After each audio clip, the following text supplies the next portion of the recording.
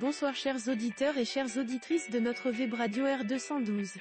Aziz Bousseta, en sa qualité de chroniqueur invité, partage son avis et sa réflexion avec vous dans cet article intitulé Reconnaissance faciale, le nécessaire débat. Voici son analyse en podcast pour vous. Aziz Bousseta ouvre sa réflexion en soulignant un constat majeur de la manière suivante. Bien qu'elle soit en plein changement et qu'elle soit aujourd'hui en voie d'inversion, la logique de transmission des savoirs et des idées continue de venir de l'Occident vers le reste du monde, essentiellement le Sud. Ainsi du respect de la vie privée, des données personnelles, des technologies de vidéosurveillance, et des idées de liberté qui les sous-tendent. Aujourd'hui, au Maroc, on évoque la reconnaissance faciale. Notre journaliste explique ensuite pourquoi cette question est actuellement débattue au Maroc ainsi. Pourquoi en parle-t-on ? Parce que les villes de Rabat et d'Agadir sont en voie de se doter d'équipements ultramodernes de, entre autres prouesses techno, reconnaissance faciale et de lecture de plaques d'immatriculation. Et aussi parce que cela pose des questions d'éthique qui ne semblent pas suffisamment débattues au sein d'une société civile aussi dynamique que l'est la société civile marocaine. L'information est tombée, a été partagée, et puis c'est à peu près tout, comme si une survivance des anciennes peurs de s'atteler à des sujets sécuritaires réapparaissait subitement pour cette question. Aziz Bousseta met en avant un élément essentiel, le débat est bel et bien ouvert. Et pourtant le débat est ouvert. Tellement que la Commission nationale de contrôle de la protection des données à caractère personnel, CNDP pour faire simple, l'appelle de ses vœux. En effet, la Commission nationale a publié ce 21 mars un communiqué assez extraordinaire, il faut le dire, par sa nature d'appel à réflexion et sa pédagogie. La CNDP y explique que ce genre de procédé technique, vidéosurveillance, reconnaissance faciale, relève des dispositions constitutionnelles et juridiques en vigueur dans les pays concernés, sachant qu'il n'existe pas de normes internationales communes pour l'usage de ce type de technologie, mais aussi des traits culturels et sociologiques des populations concernées. La CNDP, pour rappel, avait déclaré en 2019 un moratoire de 7 mois, et durant cette période, aucune autorisation ne sera délivrée concernant l'utilisation de cette technologie de reconnaissance faciale, assurait-elle alors. Aujourd'hui, 6 ans après, l'actualité nationale et internationale a changé, la géopolitique aussi, et le Maroc reçoit en 2025 la CAN. On peut comprendre que la CNDP veuille accélérer la cadence aujourd'hui, surtout que la décision d'installation de la vidéosurveillance semble avoir déjà été prise.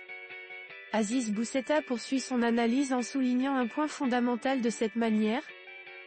Chaque pays devra donc, s'il décide de se doter de ces systèmes de reconnaissance faciale, penser, débattre, élaborer et mettre en place sa propre réglementation, car l'enjeu est de savoir qui recueille les données personnelles, comment et où les conserve-t-il, et pour combien de temps. L'affaire relève donc des droits humains, cette nouvelle génération de droits sur laquelle il y a encore débat, le droit à la protection de ces données et de la vie privée sur Internet.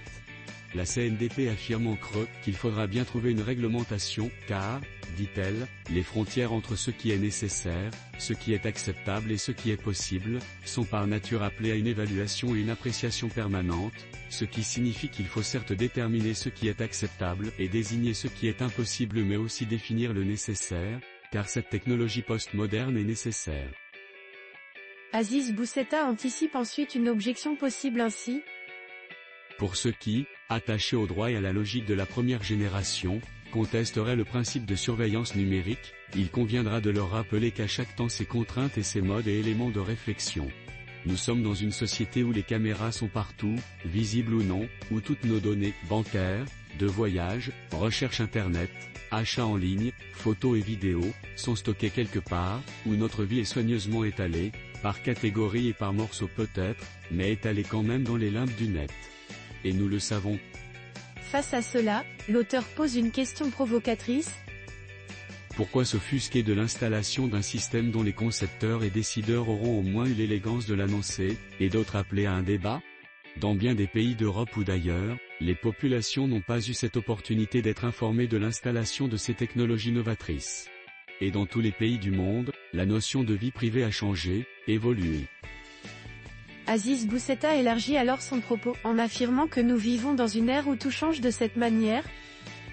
Nous vivons dans un monde où tout a muté, et où Internet a révolutionné la notion même d'être. Plus rapide, plus ubique, plus informé, trop informé, plus connectés, ultra connectés, les réglementations changent aussi, évoluent, ou se trouvent dépassées. Et dans ce monde, nous avons toujours les survivances des anciennes luttes pour les libertés, et les États sont toujours considérés comme liberticides, enclins à avoir toutes les informations, sur tout et sur tous. C'est toujours vrai, mais avec les menaces changeantes, les États doivent être plus forts, mieux informés, capables de réactivité importante, plus prédictive que réactive. Et les différentes formes d'IA, comme la reconnaissance faciale, aidant à cela. La question de confiance se posera alors, et celle des tiers de confiance aussi. Rien de mieux donc que cette réflexion demandée par la CNDP, et un débat faisant intervenir tous les acteurs et opérateurs concernés aussi. Et là encore, l'absence des partis politiques est criante. Peu importe, pourrait-on dire, l'affaire concerne la société et ses structures associatives et professionnelles et les services de l'État en charge de mettre en marche cette nouvelle technologie de vidéosurveillance. L'auteur insiste sur une condition primordiale, renforcer la confiance envers les institutions de l'État ainsi.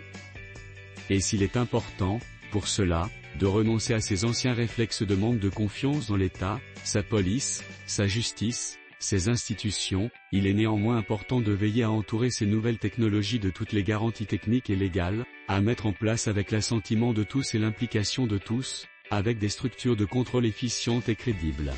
Il est également très important d'installer ces nouvelles technologies après avoir amendé le code pénal et revu l'application des peines privatives de liberté, puisqu'il sera plus facile d'appréhender les éventuels contrevenants ou délinquants dans la rue, que les peines alternatives soient alors plus modérées ou aménageables, car si la police peut interpeller quelqu'un dans la rue avec plus de facilité et que le code pénal ne change pas, le Maroc se retrouvera rapidement avec une population carcérale de quelques centaines de milliers de personnes.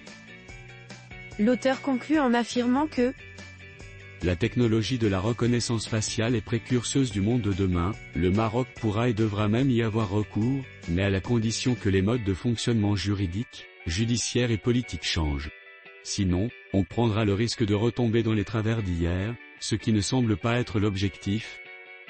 Chers auditeurs et chères auditrices de la Web Radio R212, merci d'avoir été à l'écoute de ce podcast et d'avoir partagé avec nous ce moment de réflexion.